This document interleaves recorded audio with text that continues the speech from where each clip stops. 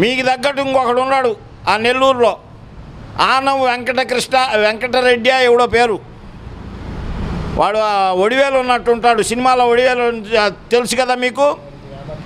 ఆ లేడు చచ్చిపోయాడు, వాడి ప్లేస్ వీడు తీసుకున్నాడు. పందుకోవు గొడ్డుకోవు ఏంట్రా, నీకు ఒక పద్ధతి అనేది ఉందా? ప్రజలకు రెచ్చగొడుతున్నావు. ప్రజలు అయినా వాళ్ళకు అర్థమైపోయింది ఇక్కడ ఏమీ కల్తీ కలవలేదు.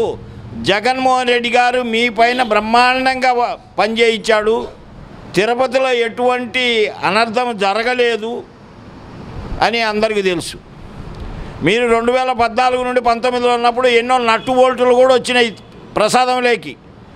మరి ఈ 5 సంవత్సరాల్లో ఎక్కడన్నా కనీసం ఎంట్రుకనైనా తీయగలిగారా? ఇప్పుడు మీరు 3-4 నెలలు అయింది, పొగాకు వస్తుంది, గుట్కాలు వస్తున్నాయి, జర్రులు వస్తున్నాయి, ప్రాణమున్న జీవాలే లోనకు జొరబడుతుంటే రేపు బల్లులు రావని కూడా ఏంటి లెక్క? చంద్రబాబు నాయుడు ఏదన్నా బల్లి అయినా చంపినా తీసేసి పక్కనేసి అబ్బాయి ఏం జరగలేదంటే, ఒకవేళ చనిపోయారనుకో, ఏమయ్యా ప్రసాదం తింటే చనిపోరా అని కూడా మాట్లాడతాడు. ఎందుకంటే అతని నైజాం అది.